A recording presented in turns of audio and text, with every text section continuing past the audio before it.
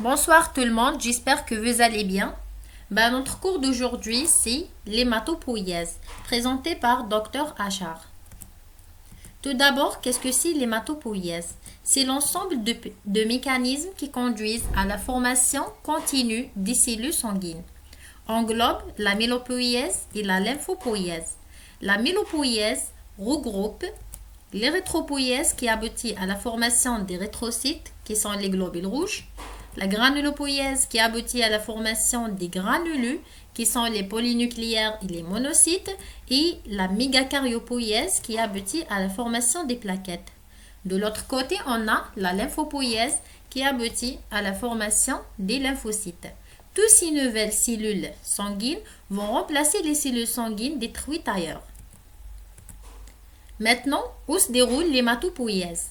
On classe les organes responsables de l'hématopoïèse en deux types. Il y a qui sont primaires, il y a qui sont secondaires.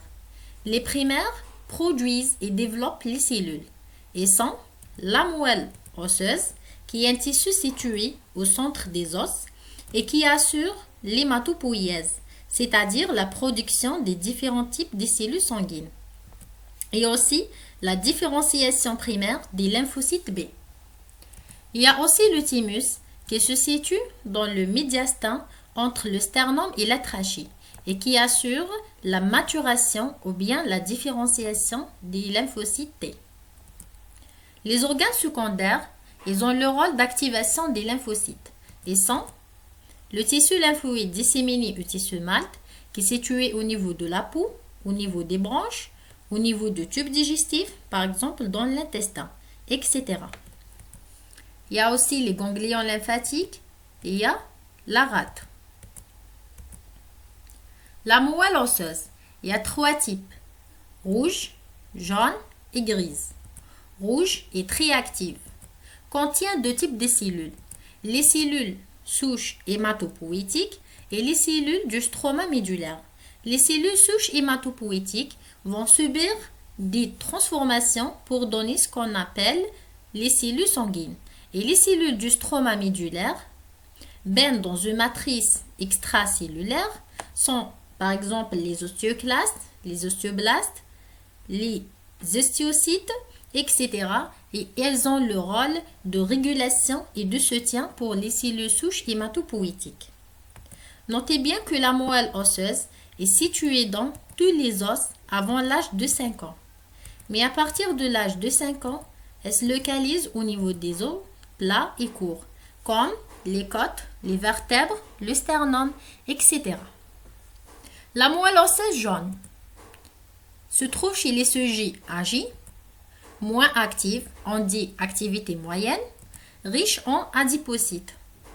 La moelle osseuse grise se trouve aussi chez les sujets âgés, activité très peu et riche en fibres.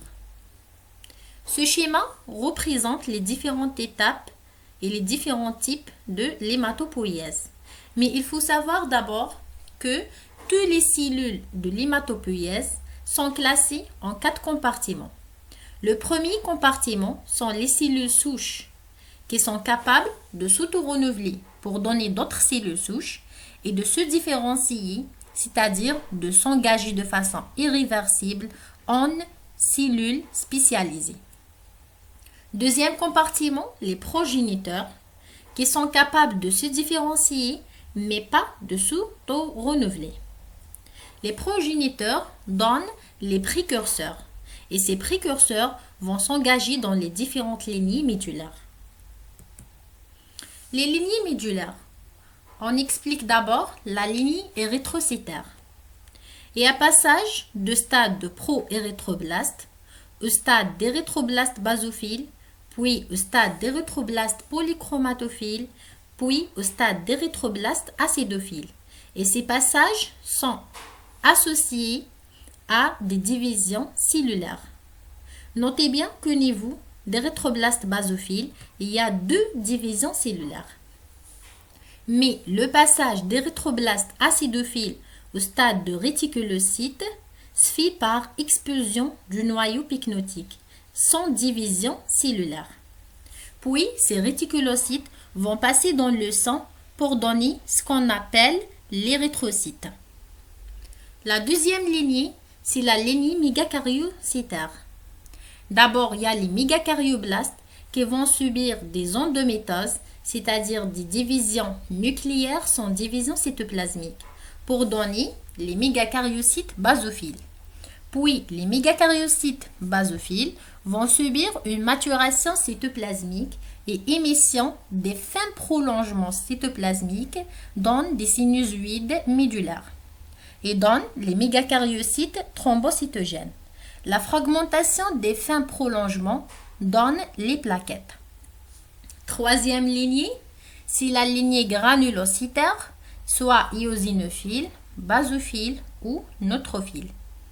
Il y a les méloblastes qui se divisent pour donner des promyélocytes qui se divisent pour donner des myélocytes qui se divisent pour donner des myélocytes 2, puis qui se divisent pour donner des métamyélocytes.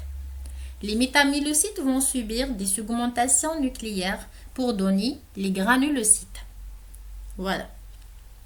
Les lignées lymphocytaires vont donner les lymphocytes B et lymphocytes T. Les lymphocytes B se maturent au niveau de la moelle osseuse, alors que les lymphocytes T au niveau du thymus. Les techniques d'exploration. J'ai déjà expliqué ces méthodes dans la vidéo d'hématimétrie, mais je vais les citer. Il y a l'hémogramme, frottis sanguin, taux de réticulocytes, médulogramme, biopsie ostéomédulaire, exploration isotopique, culture des progéniteurs hématopoïétiques, dosage des facteurs de l'érythropoïèse et exploration biologique des hémopathies. Enfin, il faut savoir toujours la normale. L'équilibre médulaire normal est pour les cellules souches primitives et progéniteurs, l'hémoblast représente 0,5 à 1%. Pour les précurseurs et les cellules matures myéloïdes, les précurseurs granuleuses représentent 55 à 75%. Les monocytaires représentent 0 à 5%. Les mégakaryocytaires sont présents. Les érythroblastiques représentent 8 à 25%. Les cellules matures lymphoïdes et plasmocytaires. Les lymphocytes représentent 3 à 15%. Les plasmocytes 0 à 2%. Pour les mégakaryocytes sont présents. Si cette vidéo est bénéfique, n'oubliez pas de s'abonner. Et merci beaucoup pour votre attention.